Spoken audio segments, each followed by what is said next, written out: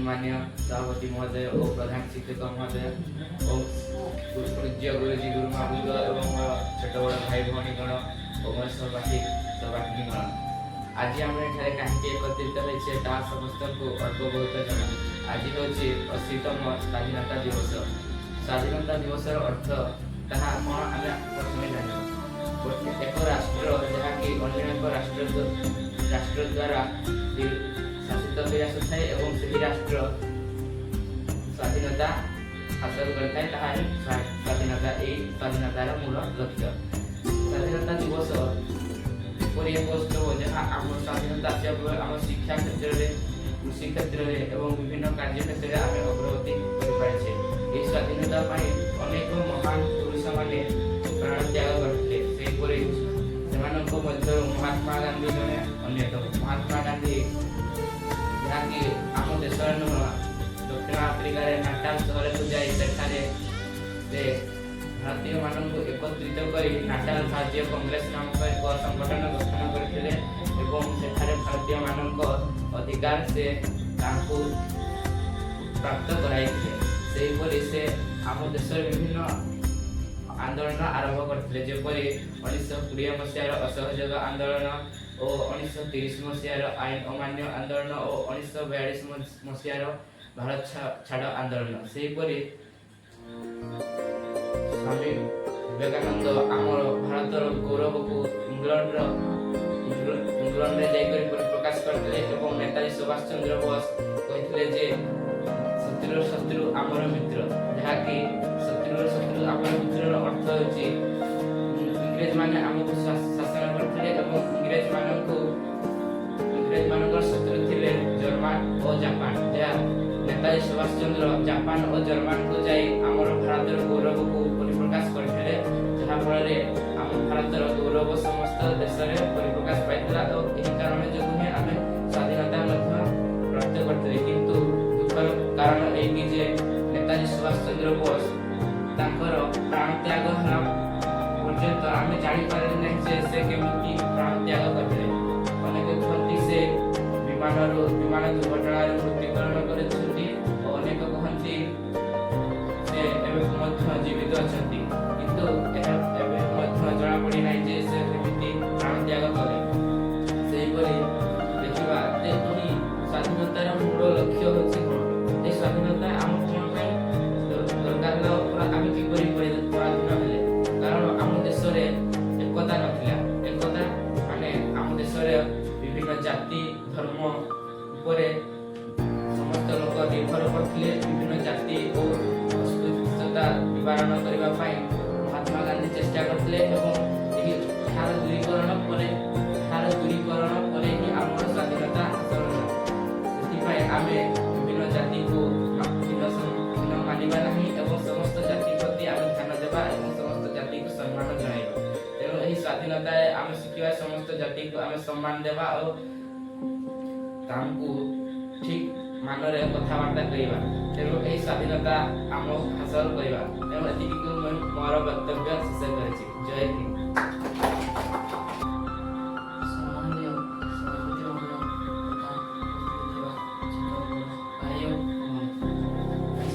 ସ୍ୱାଧୀନତା ଦିବସ। ଆଜି ଏହି ଦିବସରେ ମୁଁ କିଛି କହିବାର ସୁଯୋଗ ପାଇଥାଏ ଏବଂ ନିଜକୁ ଧନ୍ୟ ମନେ କରୁଛି। 1947 ମସିହା ଅଗଷ୍ଟ ମାସ 15 ତାରିଖ ଦିନ ଆମ ଦେଶ ସ୍ୱାଧୀନ ହୋଇଥିଲା। ଏହି ଦିନକୁ ଆମେ ପ୍ରତିବର୍ଷ ପାଳନ କରି ଆସୁଅଛୁ। ଇଂରେଜମାନେ ଏତେ ନିଷ୍ଠୁର ଥିଲେ ଯେ ଆମ ଦେଶକୁ ଚାବୁକରେ ବାଡ଼ ମାରୁଥିଲେ। ଆମ ଦେଶରୁ ମୂଲ୍ୟବାନ ଜିନିଷକୁ ବାଣିଜ୍ୟ କରି ନେଇଯାଉଥିଲେ। ଇଂରେଜମାନେ ଆମ ଦେଶରୁ କମ୍ ଚାହିଦାରେ ଜିନିଷ ନେଇ ଅନ୍ୟ ଦେଶରେ ଅଧିକ ଚାହିଦାରେ।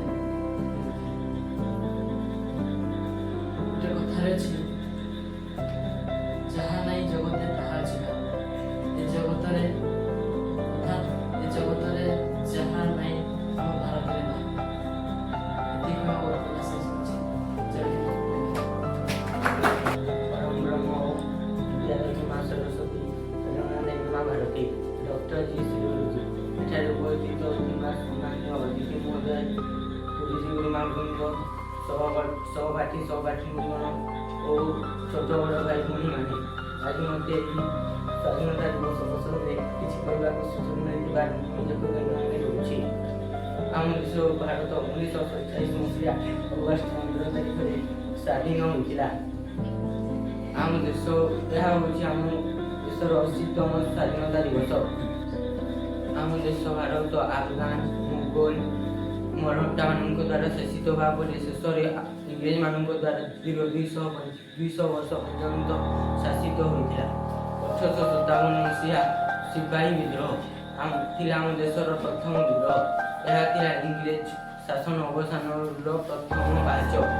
ଏହାର ଦୀର୍ଘ 90 ବର୍ଷ ପରେ 1947 ମସିହାରେ ଆମ ଦେଶ ଭାରତ ସ୍ୱାଧୀନ ହୋଇଥିଲା। ଅନେକ ସ୍ୱାଧୀନତା ସଂଗ୍ରାମୀଙ୍କର ମୃତ୍ୟୁବରଣ ଏବଂ ଆତ୍ମାହୁତି ଦ୍ୱାରା ଆମ ଦେଶ ସ୍ୱାଧୀନ ହୋଇଛି।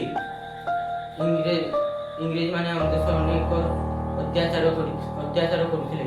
ଆମ ଦେଶର ବାଣିଜ୍ୟ ସମ୍ପତ୍ତି ନେଇ ତାଙ୍କ ଦେଶରେ ବିକ୍ରି କରୁଥିଲେ। ଆମ ଦେଶ ଭାରତ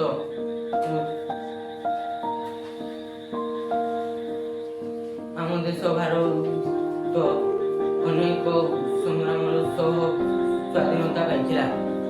ଭାରତ ସ୍ୱାଧୀନତା ପାଇଁ ମହାତ୍ମା ଗାନ୍ଧୀ କରବାମର ଆହ୍ୱାନ ଦେଇଥିଲେ।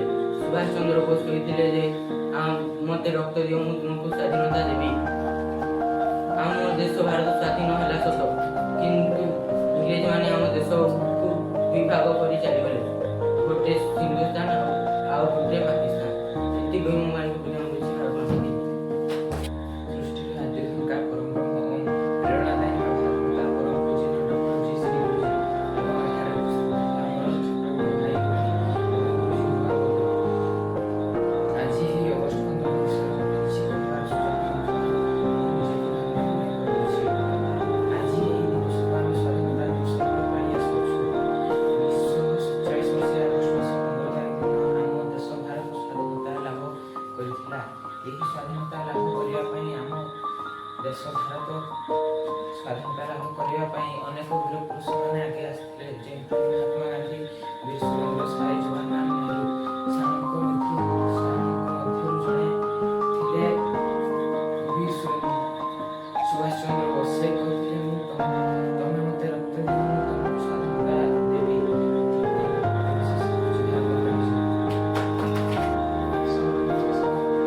ଏଠାରେ ଉପସ୍ଥିତ ଥିବା ଗୁରୁଜୀମାନଙ୍କୁ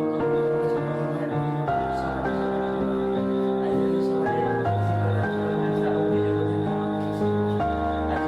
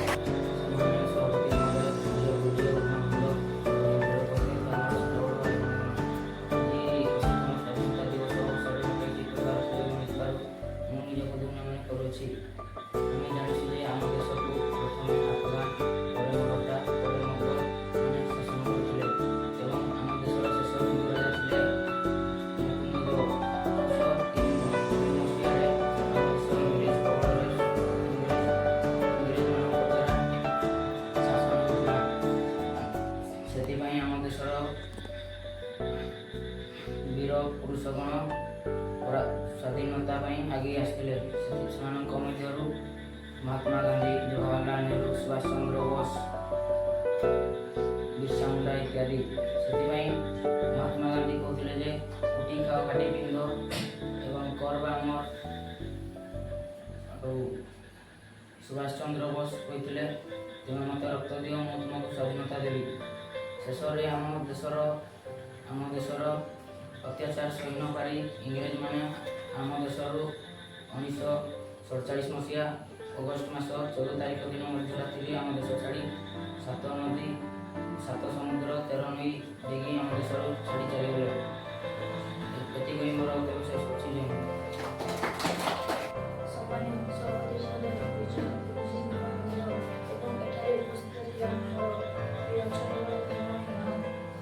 ଆଜି ହେଉଛି ଅଗଷ୍ଟ ମାସ 15 ତାରିଖ, 80ତମ ସ୍ୱାଧୀନତା ଦିବସ।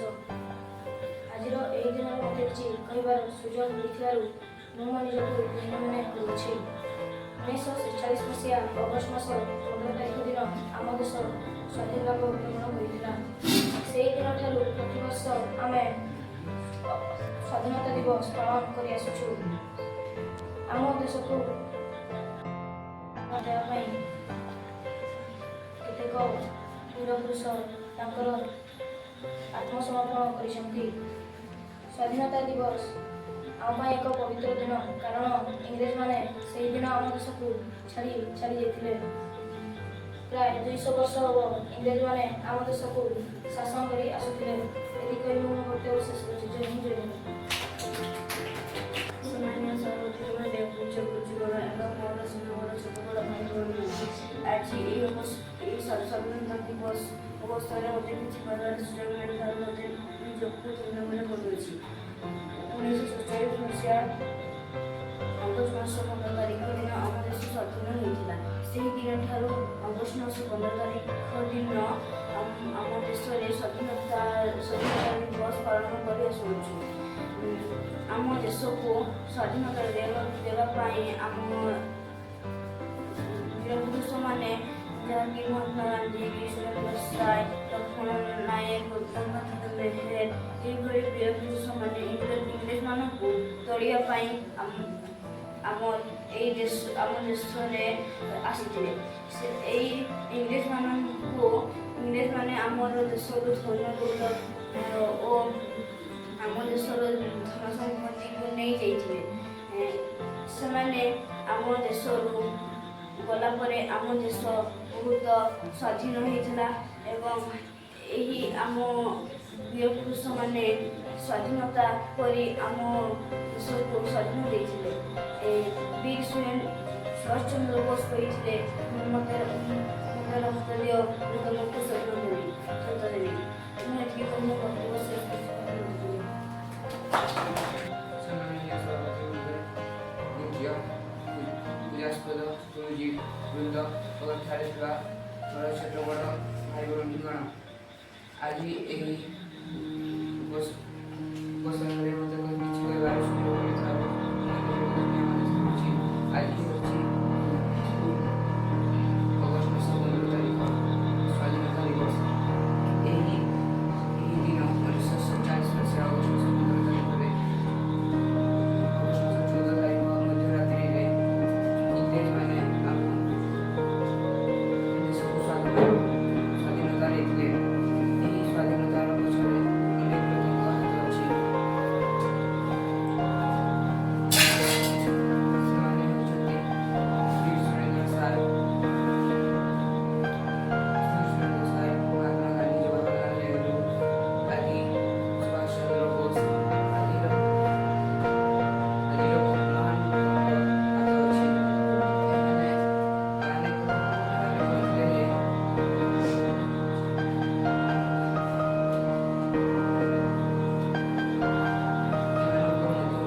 ମହାତ୍ମା ଗାନ୍ଧୀ କହିଥିଲେ ଯେ କର ବା ମର, ଉଠି ଖାଅ ଖାଟି ପିନ୍ଧ।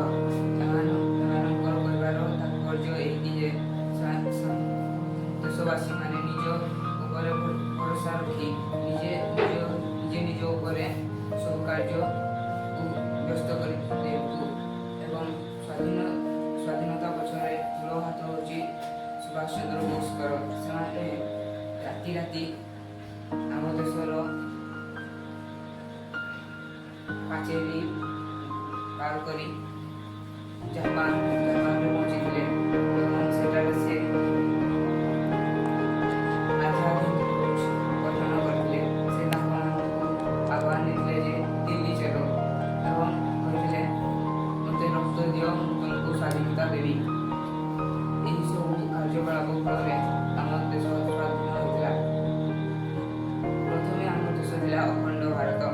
ଯେଉଁଥିରେ ଭାରତ, ପାକିସ୍ତାନ, ନେପାଳ ଆଦି ଦେଶ ମିଶ୍ରିତ ହୋଇଥିଲା। କିନ୍ତୁ ଏହା ଫଳରେ 1947 ମସିହା ଅଗଷ୍ଟ 14 ତାରିଖ ପରଠାରୁ ସବୁ ବିଚ୍ଛିନ୍ନ ହୋଇଗଲା। ଏଥିପାଇଁ ମୋ ବକ୍ତବ୍ୟ ଶେଷ କରୁଛି। ସମାପ୍ତି ମହୋଦୟ, ପୂଜ୍ୟ ଗୁରୁଜୀ ଗୁରୁମା ବୃନ୍ଦ ଓ ଏଠାରେ ଉପସ୍ଥିତ ଥିବା ଛୋଟ ବଡ଼ ଭାଇ ଭଉଣୀମାନେ, ମୁଁ ଆଜି ଏଠାରେ କିଛି କହିପାରୁଥିବାରୁ ନିଜକୁ ଧନ୍ୟ ମନେ କରୁଅଛି। ଆଜି ହେଉଛି ସ୍ୱାଧୀନତା ଦିବସ। ଏହି ଦିବସ 1947 ମସିହା ଅଗଷ୍ଟ ମାସ 15 ତାରିଖ ଦିନ ଆମ ଭାରତ ସ୍ୱାଧୀନତା ଲାଭ କରିଥିଲା। ଇଂରେଜମାନେ ପ୍ରାୟ 200 ବର୍ଷ ଧରି ଆମ ଭାରତକୁ ଶାସନ କରିଥିଲେ। ସେମାନେ ଆମ ଭାରତର ବହୁତ ଧନରତ୍ନ ନେଇଯାଇଥିଲେ। ସେମାନଙ୍କ ପାଇଁ ଆମେ ବହୁତ କଷ୍ଟ ଅନୁଭବ କରୁଥିଲେ। ଆମର ପୂର୍ବ ପୁରୁଷମାନେ ତାଙ୍କ ପାଇଁ ମହାତ୍ମା ଗାନ୍ଧୀ, ସୁଭାଷ ଚନ୍ଦ୍ର ବୋଷ, ବୀର ସୁରେନ୍ଦ୍ର ସାଏ, ଲାଲ ବାଲ ଭଳି କେତେକ ମହାନ ପୁରୁଷ ତାଙ୍କ ଜୀବନକୁ ବାଜି ଲଗାଇ ଆମ ଭାରତକୁ ସ୍ୱାଧୀନ କରିଥିଲେ। ତେଣୁ ଆମେ ଏହି ସ୍ୱାଧୀନତାର ସ୍ୱାଦ ଚାଖୁଛୁ। ଏହି ଦିବସକୁ ସବୁ ବିଦ୍ୟାଳୟରେ ପାଳନ କରାଯାଏ ଓ କୋଲକାତା, ଦିଲ୍ଲୀ, ମୁମ୍ବାଇ ପରି ବଡ଼ ବଡ଼ ସହରରେ ପୁଲିସ କର୍ମଚାରୀମାନେ ପ୍ୟାରେଡ୍ କରିଥାନ୍ତି ଓ ଜାତୀୟ ସଙ୍ଗୀତ ବୋଲିଥାନ୍ତି। ଆମେ ଆଜିର ଏହି ସ୍ୱାଧୀନତା ଦିବସ ପାଇଁ କିଛି କହିଥିବାରୁ ନିଜକୁ ଧନ୍ୟ ମନେ କରୁଅଛି। ଏତିକି କହି ମୋ ବକ୍ତବ୍ୟ। ସମ୍ମାନୀୟ ଏହି ଛାତ୍ରାବାସର ଛାତ୍ର ଏବଂ ଶିକ୍ଷକ ମହୋଦୟ ଓ ମୋର ଛୋଟ ଭାଇ ଓ ସହପାଠୀଗଣ, ଭାରତ ସ୍ୱାଧୀନ 1947 ମସିହା ଅଗଷ୍ଟ ମାସ 1947 ମସିହା ଅଗଷ୍ଟ 15 ତାରିଖ ଦିନ ଭାରତ ସ୍ୱାଧୀନ ହୋଇଥିଲା। ସ୍ୱାଧୀନତାର ଅର୍ଥ ହେଉଛି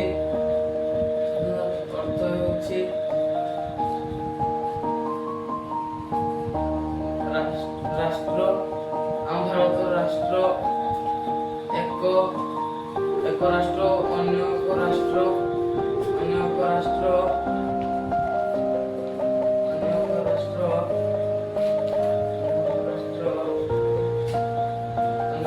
ଦ୍ୱାରା ଶାସିତ ହୋଇଥିଲା ଓ ପରେ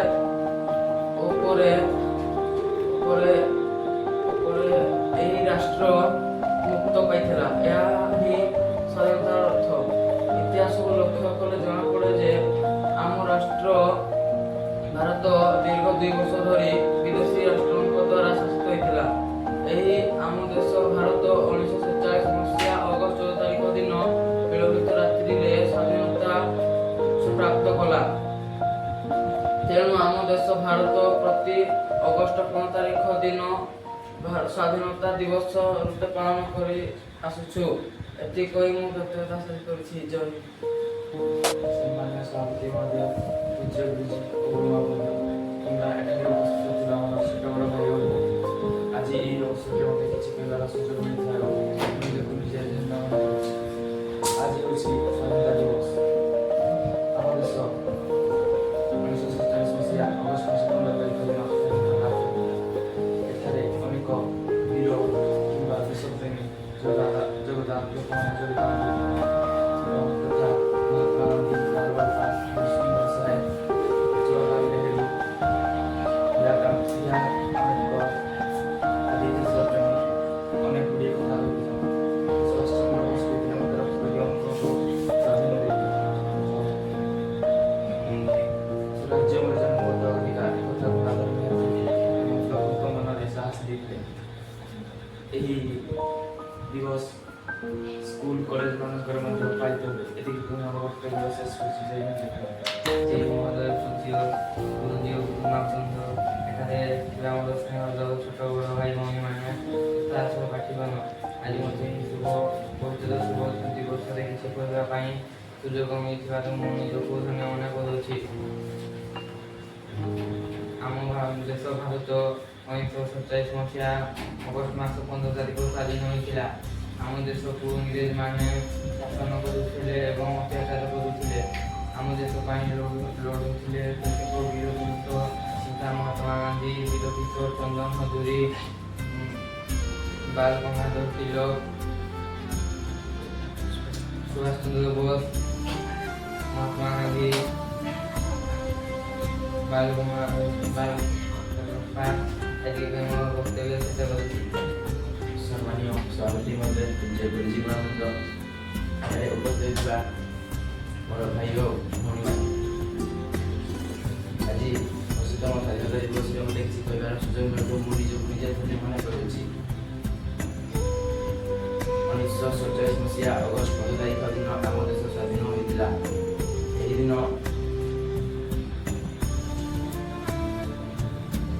ବିଗତ 200 ବର୍ଷ ଧରି ଇଂରେଜମାନେ ଆମକୁ ଶାସନ କରି ଆସୁଥିଲେ ଏବଂ ଆମ ଭାରତର ମହାନ ପୁରୁଷ ମହାତ୍ମା ଗାନ୍ଧୀ, ଜବାହରଲାଲ ନେହେରୁ, ପଣ୍ଡିତ ଜବାହରଲାଲ ନେହେରୁ, ସର୍ଦ୍ଦାର ବଲ୍ଲଭଭାଇ ପଟେଲ, ମହାତ୍ମା ଗାନ୍ଧୀ, ଲାଲ ବାରବାଲ, ମୁଁ ଏତିକି ମୋର ବକ୍ତବ୍ୟ ଶେଷ କରୁଛି। ସମ୍ମାନୀୟ ସଭାପତି ମହୋଦୟ, ପୂଜ୍ୟ ଗୁରୁଜୀ ଗୁରୁମାବୃନ୍ଦ ଏବଂ ମୋର ଛୋଟ ବଡ଼ ଭାଇ ଆଜି ଏହି ଶୁଭ ଅବସରରେ ସେ କହିବାକୁ ସୁଯୋଗ ମିଳିଥିବାରୁ ମୁଁ ନିଜକୁ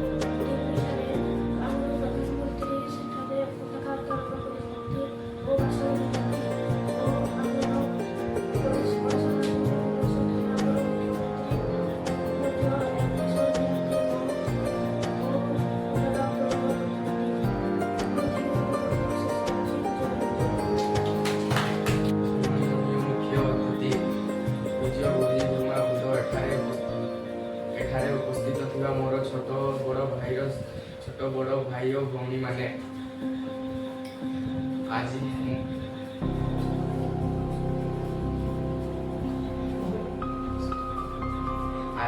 ହେଉଛି 2024 ମସିହା ଅଗଷ୍ଟ ମାସ 15 ତାରିଖ।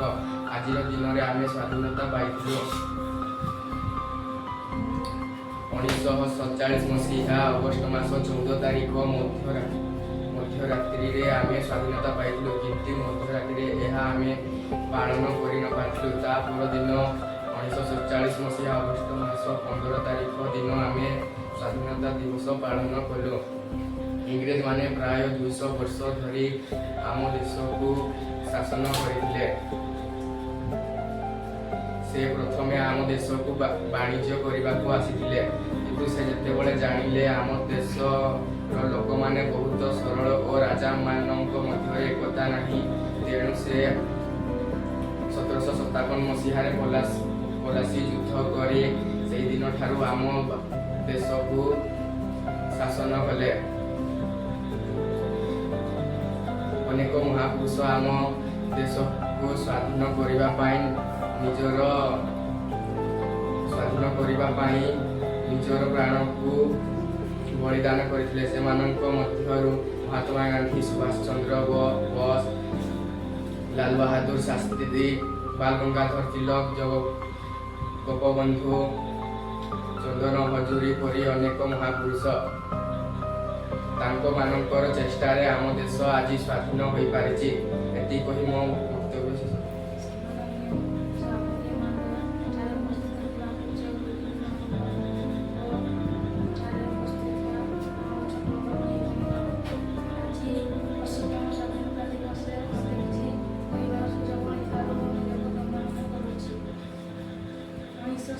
ମସିହା ଅଗଷ୍ଟ ମାସ 15 ତାରିଖରେ ଆମ ଦେଶ ସ୍ୱାଧୀନତା ଲାଭ କରିଥିଲା।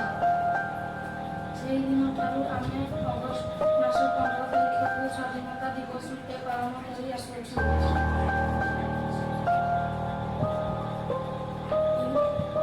ଭାରତକୁ 20 ବର୍ଷ ପୂର୍ବେ ଇଂରେଜମାନେ ଶାସନ କରି ଆସୁଥିଲେ। ସେହି ଇଂରେଜମାନେ ଆମ ଦେଶରୁ ଧନ ଦୌଲତ ନେଇଯାଉଥିଲେ।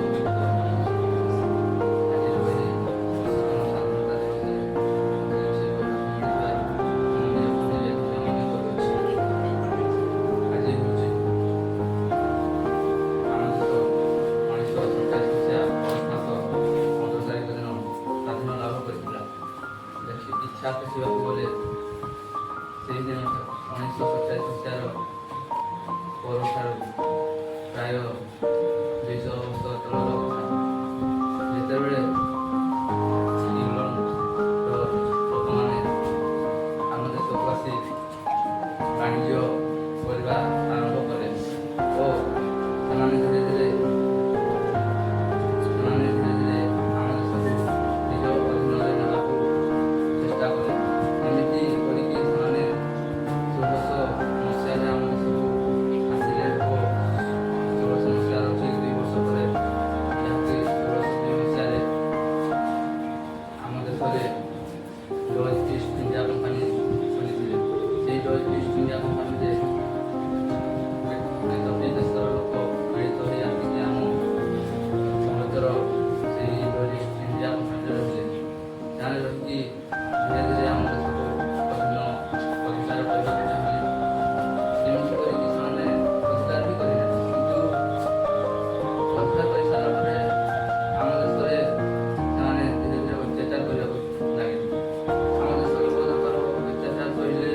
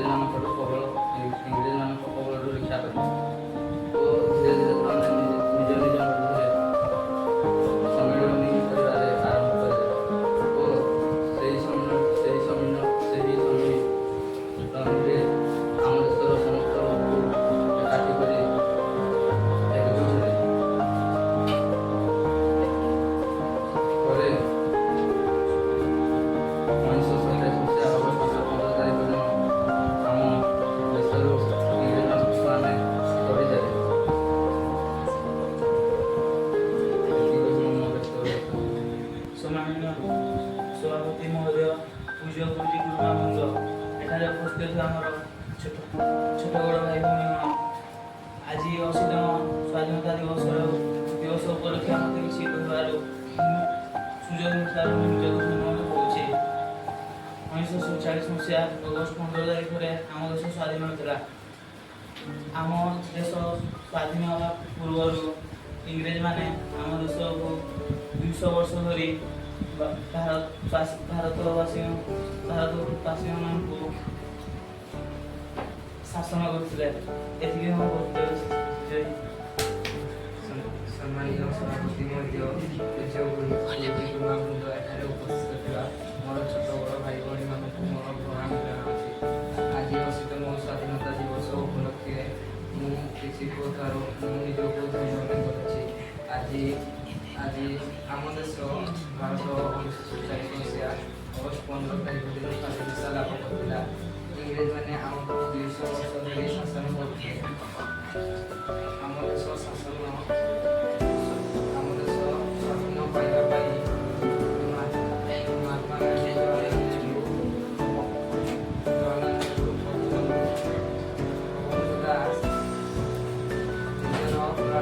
ନିଜର ଜୀବନଦାନ ଦେଇଥିଲେ।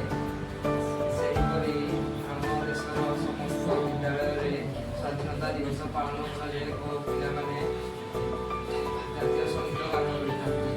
ସେହିପରି ମୁମ୍ବାଇ, ଚେନ୍ନାଇ, ଦିଲ୍ଲୀ ସହରରେ ସ୍ୱାଧୀନତା ଦିବସ ଭଲ ଭାବରେ ପାଳନ କରିଥାନ୍ତି।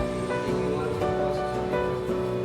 ସମ୍ମାନୀୟ ସଭାପତି ମହୋଦୟ, ଗୁରୁଜୀ ଗୁରୁମାବୃନ୍ଦ ଏବଂ ଏଠାରେ ମୋର ଛୋଟ ବଡ଼ ଭାଇ ଭଉଣୀଗଣ, ଆଜି ଏଠାରେ କିଛି କହିବାର ସୁଯୋଗ ମିଳିଥିବାରୁ ମୁଁ ମୋ ନିଜକୁ ଧନ୍ୟ ମନେ କରୁଅଛି। ଆଜି 80ତମ ସ୍ୱାଧୀନତା ଦିବସ 1947 ମସିହା ଅଗଷ୍ଟ 15 ତାରିଖ ଦିନ ଆମର ଦେଶ ସ୍ୱାଧୀନ ହୋଇଥିଲା।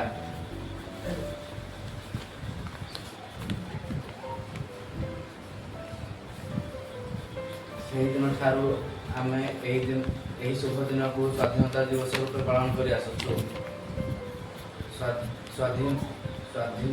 ସ୍ୱାଧୀନ ହେଉଛି ଆମର ଏତିକି କହି ମୁଁ ମୋର ସମ୍ମାନୀୟ ସଭାପତି ଓ ପୂଜ୍ୟ ଗୁରୁଜୀ ଗୁରୁମାବୃନ୍ଦ, ଛୋଟ ବଡ଼ ଭାଇ ଓ ଭଉଣୀମାନେ, ଆଜି ଅଗଷ୍ଟ 15 ଶନିବାର ସୁଯୋଗ ମିଳିଥିବାରୁ ମୁଁ ନିଜକୁ ଧନ୍ୟ ମନେ କରୁଛି। ଆଜି ଅଗଷ୍ଟ 15 2024 ଆମ ଦେଶ ସ୍ୱାଧୀନ ହୋଇଥିଲା। ଇଂରେଜମାନଙ୍କୁ ଦୀର୍ଘ 200 ବର୍ଷ ଧରି ଶାସନ କରି ଆସୁଥିଲେ ଓ ବହୁତ ଅତ୍ୟାଚାର କରି ଆସୁଥିଲେ। ସେଥିରୁ ଆମର କେତେକ ବୀର ପୁରୁଷ ଓ ରାଜାମାନେ ପ୍ରାଣତ୍ୟାଗ କରି ଆମକୁ ସ୍ୱାଧୀନତା ଦେଇଥିଲେ।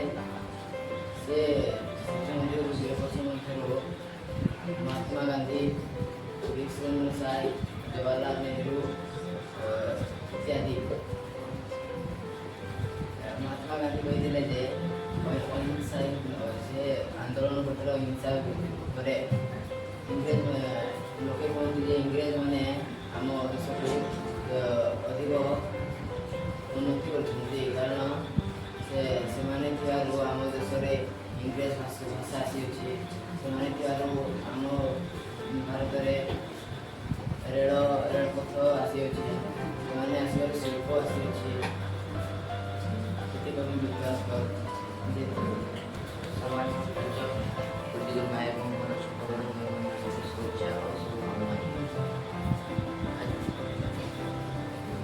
ମୋତେ ଆଜି ସ୍ୱାଧୀନତା ଦିବସରେ କିଛି କହିବାକୁ ମିଳିଥିବାରୁ ମୁଁ ନିଜକୁ ଧନ୍ୟ ମନେ କରୁଛି।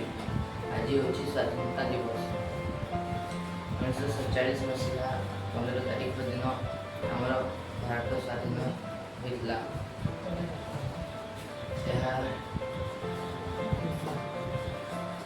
ଆଜି ହେଉଛି 18ତମ ସ୍ୱାଧୀନତା ଦିବସ। 80ତମ ଦିବସ।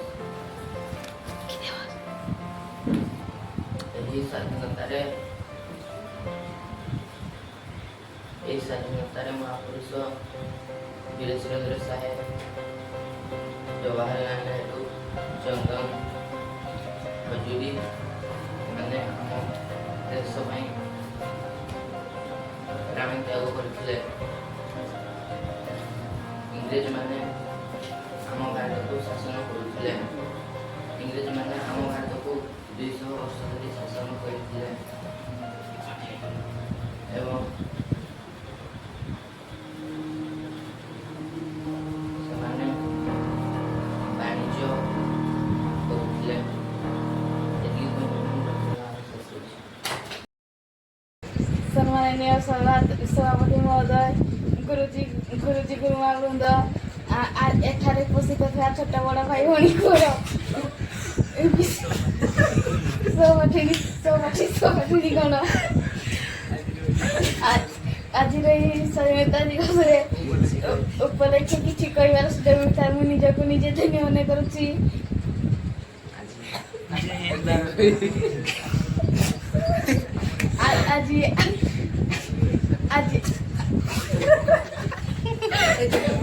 ଆଜିର ଦିନରେ